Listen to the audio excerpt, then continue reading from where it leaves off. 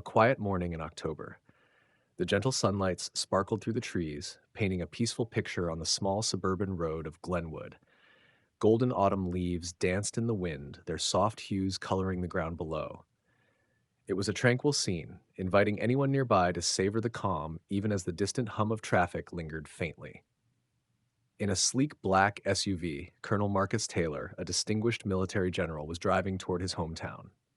He wore his military uniform with pride, the medals on his chest catching the sunlight, each one a symbol of his years of dedication to the country. Occasionally glancing at the rearview mirror, the reflections reminded him not just of his victories and hardships, but of the unwavering pride that had carried him through his journey. As the road stretched ahead, Marcus's thoughts wandered back to his early days in the army. He was just a young man then, brimming with ambition and determination. He remembered the nights spent on battlefields, the air thick with smoke and the echoes of gunfire. Despite the hardships, he never doubted his purpose. Each time he returned from war, he felt assured that he had made a difference.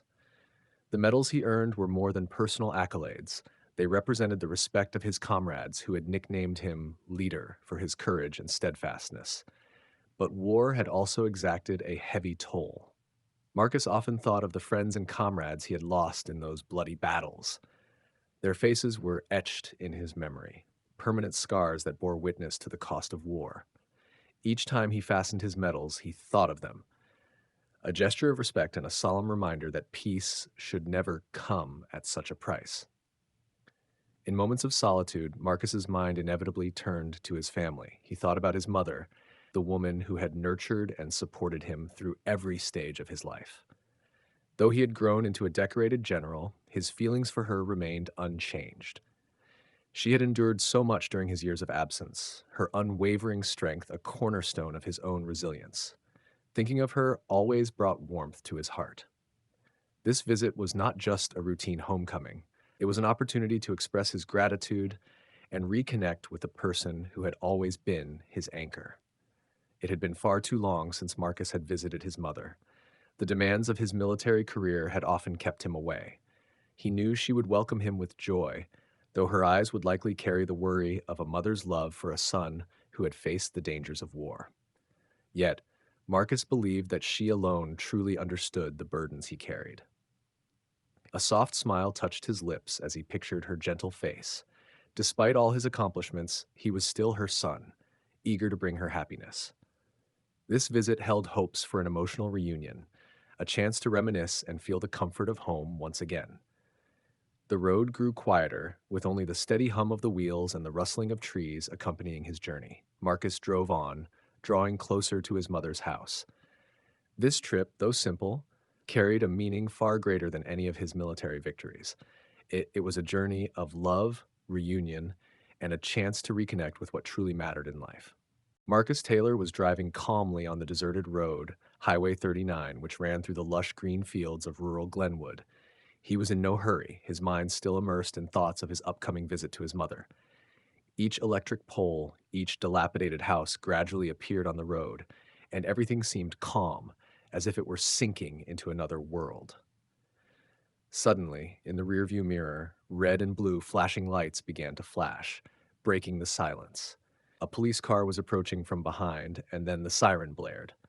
Marcus turned to look, unable to understand why he was being pulled over. There was no speeding violation, no sign of him doing anything wrong. He felt a little surprised, but he kept his composure. He knew this was a situation that he needed to handle professionally. He took a deep breath, slowed down, and slowly pulled the car to the side of the road. The wheels stopped on the grass by the side of the road. Marcus took his hands off the wheel, a light but alert feeling spreading through his body. Even a seasoned soldier, no one could avoid the tension of being stopped for no reason. The police car stopped behind, and a white police officer stepped out, tall and unapproachable. The police officer wore a blue uniform, with a tight belt and a baton hanging from his waist. As he approached, Marcus noticed the cold gaze of the police officer, but he remained calm and opened the car door. The police officer looked Marcus up and down, suspicion evident in his eyes. As he approached, Marcus noticed the unfriendly attitude, a clear disparity in treatment that he could feel from the police officer's eyes. Even though he was a soldier, a general, what he received at this moment was not respect. The policeman hesitated for a moment, then finally opened his mouth. "Get out of the car!" His voice was gruff, without any explanation, without any reason. Marcus was a little surprised, but he still kept his calm posture. He had no intention of resisting, just wanted to understand the reason why he was stopped. "Excuse me, may I know the reason why I was stopped?" Marcus asked again, his voice calm but patient. But the policeman did not respond. Instead, he repeated his request. "Get out of the car immediately." His voice was now a little angry, and his hand seemed to tighten around the gun. Marcus did not rush, slowly opened the car door and stepped out. He felt the tension in the air, an abnormality that made his heart beat faster than usual. He kept his hands on the steering wheel, and his eyes always observed the policeman's movements. Even though he had faced stressful situations many times in the military, Marcus still felt uncomfortable. He stepped out of the car, kept a safe distance from the policeman, and gently raised his hand so as not to make any movements that could be misinterpreted. Although everything seemed normal, he still felt an unpredictable danger. "Do you have papers?" the policeman asked, his eyes not leaving his face. This question seemed to be a common one in traffic stops, but there was something in the policeman's tone that made Marcus feel like he was being examined, not simply checked for papers. Marcus patiently reached into his uniform pocket, took out his driver's license and the necessary papers. He was used to following the rules, but he didn't understand why things had become so tense. From the policeman's eyes and attitude, it was clear that something was wrong. And then, as Marcus was about to hand over his papers to the officer, he noticed the officer's eyes begin to change as he saw Marcus's uniform.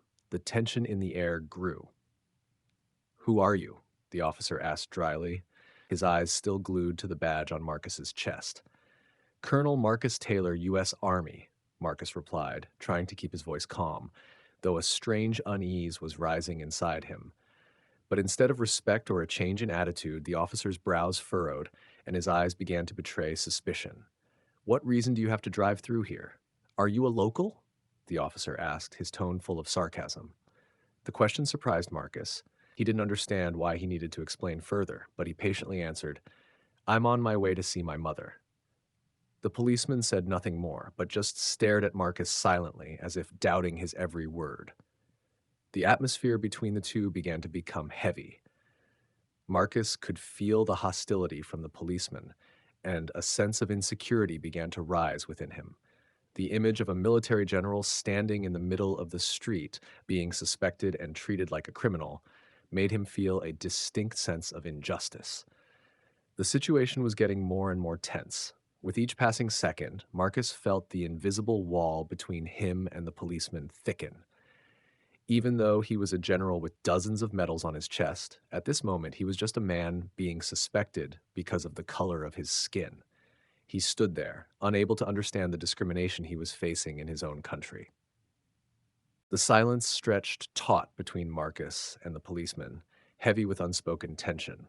Marcus stood still, his posture calm but his mind alert, grappling with the weight of the escalating situation. The policeman's unease seemed to grow with each passing second, his gaze lingering on Marcus's face before locking onto the medals adorning his chest. Despite Marcus's straightforward introduction of his rank and identity, the officer's demeanor remained unyielding. "Tell me, are you from around here? Don't you find it strange that someone like you would be in this area?" the policeman asked, his tone laced with suspicion and a thinly veiled sarcasm. The insult in Harris's words cut through the air, leaving Marcus momentarily stunned. He had anticipated a routine check, much like the countless others he had experienced. Instead, the officer's baseless hostility thrust him into a scenario that felt both surreal and unjust.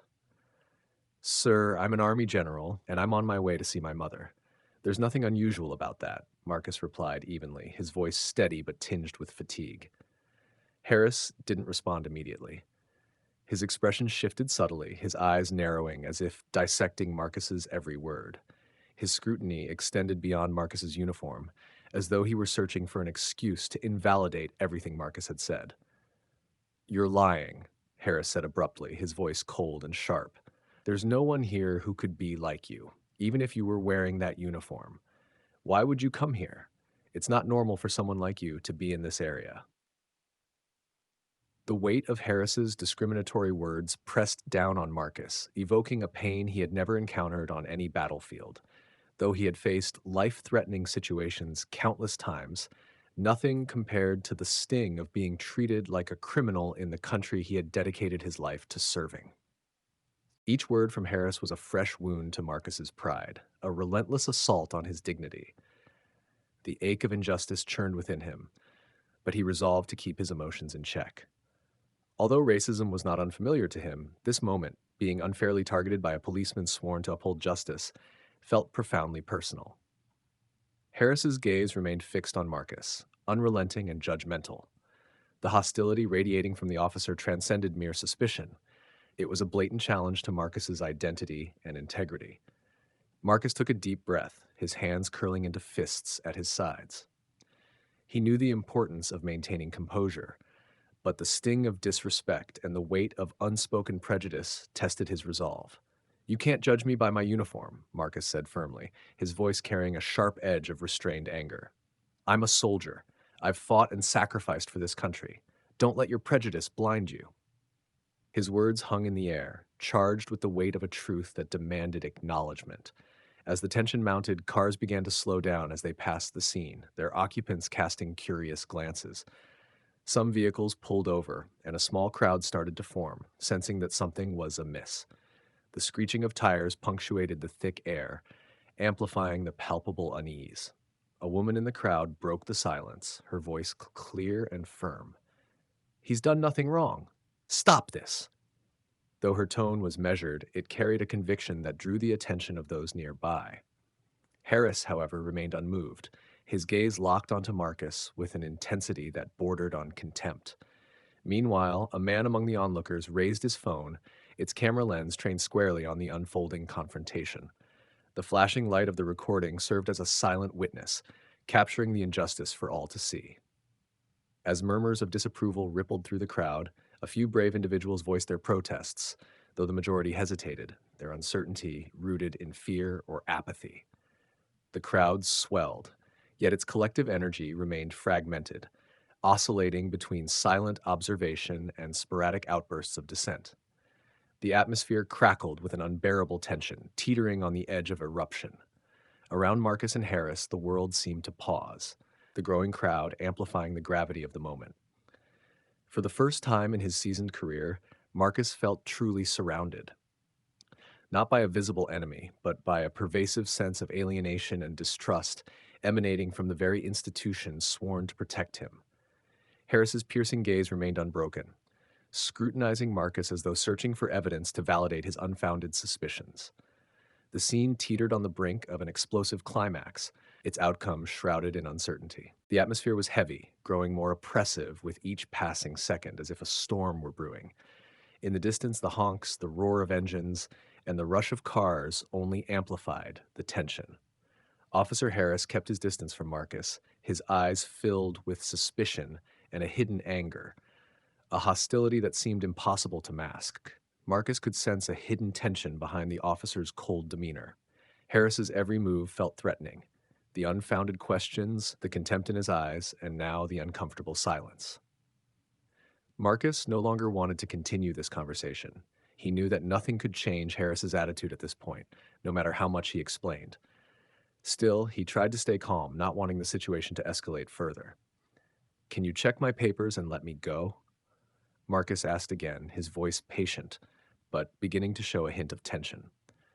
However, as soon as he finished speaking, a sudden movement from the police officer changed everything. Harris chose not to respond, but abruptly rushed forward, pushing Marcus to the ground. A wave of dizziness overcame Marcus, leaving him unable to react. The impact hurt, but what terrified him more was the officer's roughness and decisiveness. "Get on the ground!" Harris roared, his voice a sharp command. Marcus barely had time to process before he felt Harris's weight pressing down on his back. The hot ground beneath him radiated pain through his body. Harris wasn't gentle. He leaned in with even more force, making it difficult for Marcus to breathe. The suffocating pressure left him gasping for air. The sheer injustice of being treated this way, just because of the color of his skin, pierced him deeply. Although Marcus was no stranger to pain, this time was different. This wasn't a battlefield where he could fight back. This was his homeland, the place he was born and raised, the nation he had served and sacrificed for. And yet, here he was, being treated like a criminal. The memories of his service, the battles fought, the comrades lost, flashed through his mind, clashing with the degrading reality of this moment. Each breath grew more labored under the officer's weight, an agonizing reminder of the injustice he faced. "Stand still!" Harris shouted, his hand pressing against Marcus's neck, intensifying the crushing sensation. Humiliation and helplessness surged within Marcus. He fought to suppress any sign of weakness. No matter how much pain he endured, he remained silent, unwilling to worsen the situation. His thoughts turned to his family, his mother, and the respect he had fought so hard to earn. The once hushed crowd began to stir. Witnesses could no longer stay silent as they watched the scene unfold. Shouts broke out, their voices echoing through the tense air. "Stop! He did nothing wrong!" A high-pitched female voice rang out. Not everyone dared to intervene. Some turned away silently, unwilling to get involved. Others, however, took out their phones, recording every moment. The clicking of devices and calls to authorities punctuated the growing chaos. People weren't just spectators, they were bearing witness, their actions a small but significant resistance. An older man standing nearby, his face lined with tension, spoke up. "The police can't do this. Don't let them get away with this," he said, his voice tinged with both worry and determination. Despite the growing outcry, Harris seemed unfazed, his actions becoming even more forceful as he noticed the attention he was drawing. The tension escalated with every passing second. The atmosphere remained thick with tension as the situation spiraled further out of control. Marcus lay trapped, feeling helpless and alone, while the crowd's shouts and cries grew louder. This wasn't just a personal struggle anymore. It was a fight for justice, a fight for the change Marcus so desperately wanted to see in society. All he could do now was endure and wait for an opportunity to reclaim his dignity. As the situation became more tense than ever, a police car drove up, breaking the heavy silence. The crowd parted, their eyes on the car that had just stopped nearby.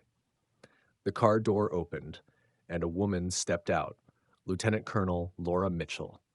She was wearing a blue police uniform with the rank of lieutenant colonel prominently displayed on her shoulders. Her presence commanded respect, drawing all eyes to her. Laura quickly looked around and stopped at Marcus, who was being pinned to the ground under the control of police officer Harris. She immediately realized that this situation could not last any longer. She walked quickly, her sharp gaze silencing the crowd in anticipation. "Sean," Laura called out loudly, her voice clear and decisive. "Stop immediately." Police officer Harris turned around, his face showing surprise and confusion when he saw his superior. He did not expect that such a seemingly small matter would attract her attention. He stood frozen, unsure of what to do. Laura stepped closer to Marcus, her expression softening instantly. She slowly lowered herself, reaching out to help him up. Marcus rose shakily, his body still aching, but the look she gave him brought some comfort. "Lieutenant Colonel Taylor, I'm sorry for what you've been through. I'll take care of this right away," Laura said, her voice gentle but firm. Laura turned to face Harris. Her eyes were stern and unyielding, making it clear he had overstepped his bounds. "Sean," Laura began, her tone cold and authoritative, a stark contrast to the sympathy she had shown Marcus. "You had no right to act like this. This was a clear abuse of power. What do you have to say for yourself?" Harris fell silent, his head bowed, guilt evident on his face. The confidence he had felt earlier was gone, replaced by shame. Laura didn't need to say another word. Her actions had spoken volumes, leaving Harris to face the consequences.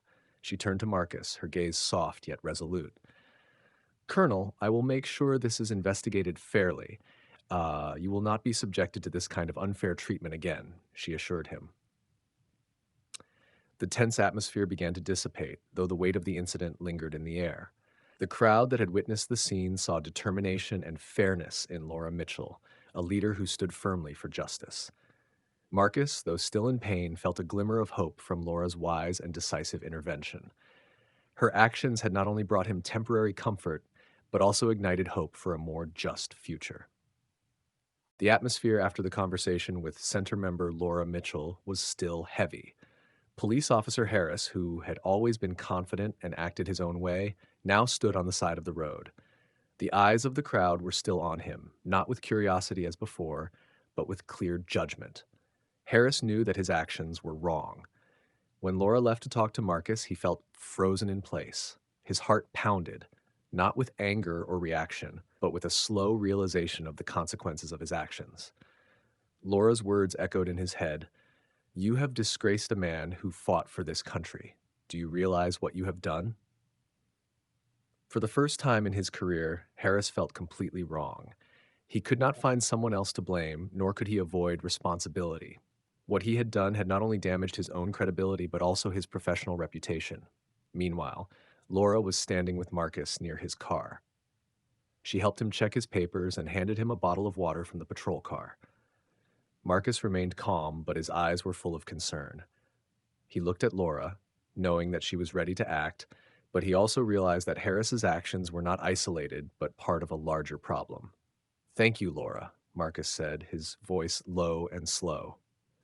"If you hadn't come in time, I don't know how far things would have gone."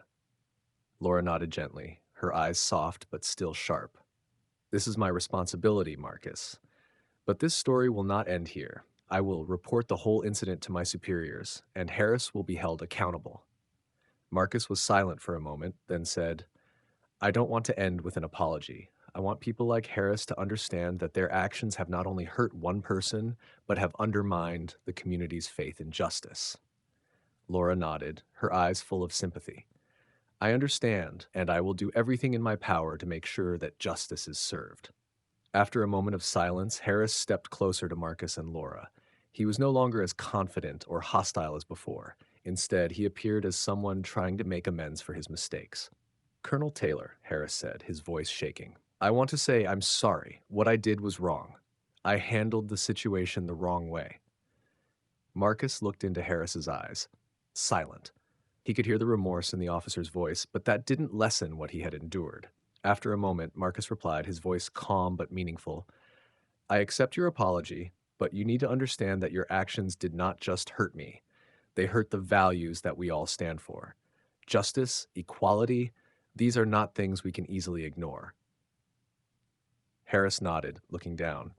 He could not defend himself, but Marcus's silence made him understand all the more clearly. Laura stood there looking at Harris with a stern but not unfair gaze. "Harris, I will not hide or minimize your actions. You will be investigated, and I will make sure that there is no bias in that process." She paused for a moment, then added, "But I also hope that in the end, you will learn this lesson. Justice is not a right for just a few. It is a responsibility for all of us." Harris nodded silently, Laura's words leaving him speechless. As the dust settled, Marcus looked around the crowd. Some people were still standing, watching with wary eyes, while others had already begun to leave. Marcus knew the apology marked not an end, but the beginning of something larger, a movement to restore justice and change perceptions. He looked back at Laura, then at Harris. "I hope we never meet again under circumstances like this," Marcus said, his voice low but firm. Laura nodded. "And I hope we can do better for justice." Harris didn't reply, just bowed his head and stepped back. He knew the process of making amends for his mistake would not be easy, but he was ready to begin. Marcus walked toward his car, relieved, but still troubled. The fight he faced was not just personal, but a larger fight, a fight to protect the values he believed in, and he would continue to fight for that. Marcus faced an important decision. A storm of emotions brewed inside him after the incident, but at the same time, he felt a great sense of responsibility for how he had handled the situation. Marcus knew that he could sue Harris to seek justice. However, he also understood that such an action would affect not only the police officer, but also himself and the community. After much thought, Marcus decided not to sue Harris. He did not want this to turn into a tense legal battle. Instead, he hoped that this compassionate decision would open up an opportunity for Harris to learn and change. In a quiet but strong tone, Marcus shared his thoughts with Laura. "I believe that everyone is capable of change, Lieutenant.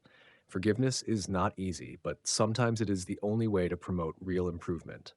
I want Harris to understand his mistakes and become a better person. Laura nodded silently. She respected Marcus's decision, knowing that it was not an easy choice. As a leader, she felt the nobility of his actions. The incident was over, but its mark still resonated in the minds of those who witnessed it. Though forgiven, Harris still faced an internal investigation to address his wrongdoings. He knew that his actions had cost him the respect of his colleagues and the community, but Marcus's forgiveness also gave him hope for a new beginning. The crowd, initially caught up in tension, shifted their perspective and began to respect Marcus's decision. When Marcus shared his decision, the room erupted in applause, a wave of emotion sweeping through the crowd. The applause was not only for his courage, but also for the message of forgiveness and hope he brought. Before leaving, Marcus turned to face everyone. He spoke, his voice low and firm. I don't think justice is just punishment. Sometimes, justice is also an opportunity for us to start over and become better. I hope that from this incident, we can all learn and together build a more just society where everyone is respected. Marcus's words made everyone pause.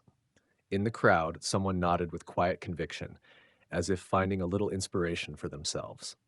Laura, standing next to Marcus, felt the power in his message. She smiled slightly, a smile that contained faith in the future. She knew that the road to change was long, but this was a worthy start. Marcus got into the car, preparing to leave. On the way back, he looked through the rearview mirror and saw Harris standing silently, his eyes full of thought. Marcus hoped that he would truly change and become a better person. As the car drove away, the silence grew, but the lessons of this story still resonated. Forgiveness is not a weakness. It is the foundation of strength, paving the way for a better and more just future. Marcus's and Harris's story serves as a reminder that each of us has the opportunity to make amends and contribute to a more just and humane world.